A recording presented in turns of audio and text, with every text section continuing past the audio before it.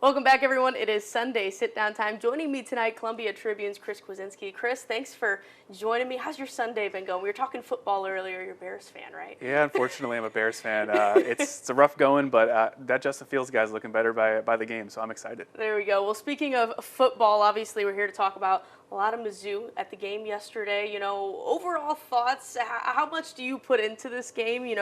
How much do you take away from it? Yeah, it's interesting because when you think about it, like this should have been like a 40-point win. Like I was thinking back to what's happened with SEMO last year, where it was like 59-28. You could tell like every quarterback got a rotation. We saw Tyler Macon, we saw Brady Cook. I was expecting to see all four quarterbacks yesterday.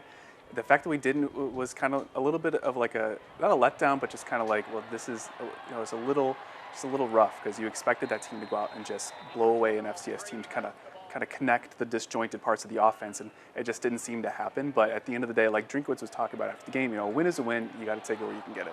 Do you think, some of the strategy of keeping Brady Cook in there that whole game was to kind of maybe build that chemistry and kind of keep growing him, or do you think that was maybe the goal of that? Yeah, I could see it, especially when near the back end of the game where you kind of see like some of the things they were doing, like running and running him, and then just trying to connect with different receivers and too. But I think the biggest thing for me, especially with Brady and building that chemistry, was with Dominic Lovett. You saw that huge touchdown pass.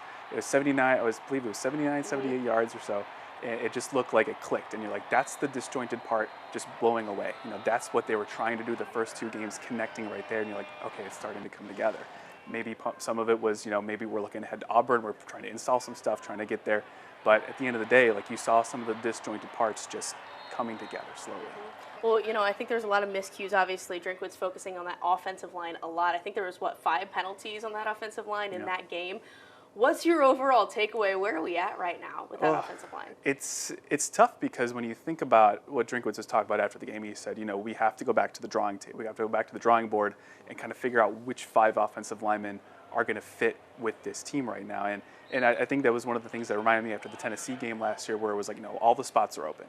It's competition time. We need to figure out who is the best player that's going to play, and we're going to find those players. And I think it's important, especially since there's so many experienced guys, and there's so many younger guys too. Like they're going to get a crack at this, and they're going to see, maybe we're going to see a different offensive line come Auburn. But at the same time, it's part of that competition factor where it's like, well, these are the guys in your spot's not safe. If you want to have your spot, you got to compete for it. And I think that's just going to make the team better.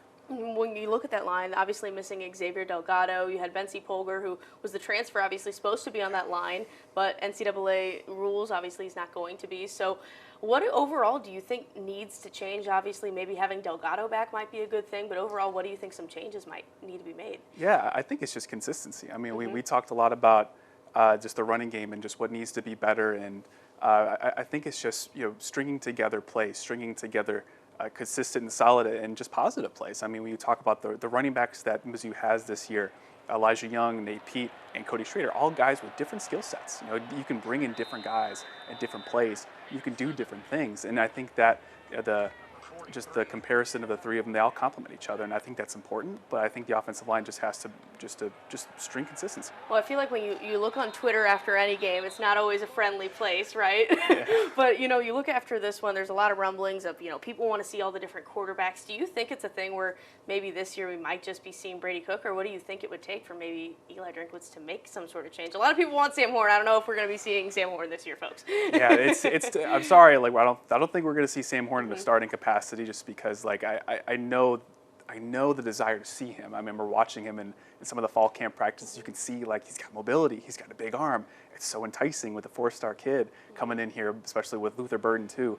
But I think it's important just to say and to think about how he's got to build confidence somewhere. He's got to learn the scheming. He's got to learn how to play college football. It's such a different game, especially at the SEC level.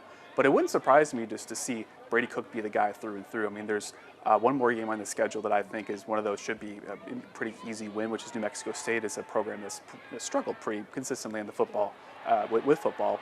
But I think that game we might be able to see Sam Horn.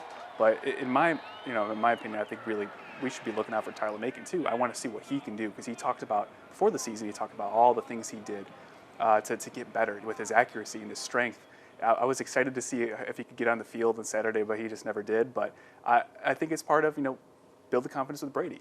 Build it build the rhythm, build the confidence, and then go from there, because Auburn is a huge opportunity for this team to earn some redemption after the Kansas State game. Well, you're definitely going to need some defense when you make the trip down to Alabama, right? Well, what have you seen from this defense, obviously, so far in this season? I feel like we've seen some highs and, obviously some dips and valleys yesterday as well. What was your overall consensus? Yeah, this is a team that bends but that doesn't break, especially on the defensive end. Obviously, it's a little difficult when you look at some of the missed tackles and some of the miscues that they had, but it's great to see the team rebound. That's not something we saw a lot last year, where when they lost confidence, it seemed just to kind of sink. I think of that Tennessee game where I think Tennessee went up like 21-0 in the first quarter, and after that, it was just it just wasn't pretty. But against Kansas State, there was so many opportunities for that team just to roll through the defense. That defense held.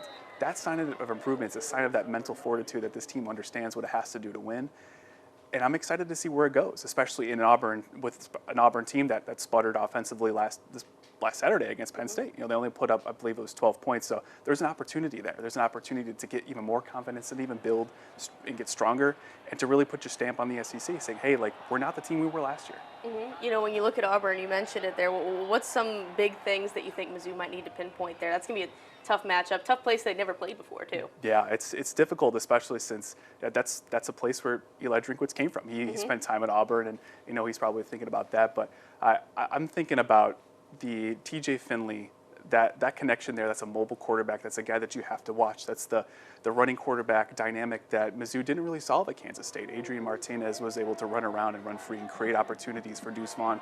You have to stop that mobility. You have to maybe contain him a little bit, put a spy on him. You have to do something just to make sure that he doesn't beat you with his legs, because as we saw yesterday with Penn State, it was difficult for him to beat Penn State consistently with his arm. So do what you got to do to limit the runs, limit the quarterback mobility.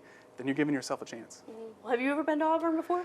I have not. Are you going to be going to Auburn? Well, we'll see. We'll see. Awesome. Well, I'm interested to see how the Tigers do down there. Obviously, it's going to be a tough matchup, but should be one fun one to watch. But first SEC game's always fun. Oh yeah. Especially last year, I remember just kind of gearing up for it. It was different air, it was a different feel. Like, okay, now it's time. Now it's time to walk the walk. Awesome. Well, we will have a lot to watch with the Tigers this week. I know you'll be all over it. I appreciate you joining me tonight. Thank you very much. Thanks for having me for the first time. It's great. Awesome.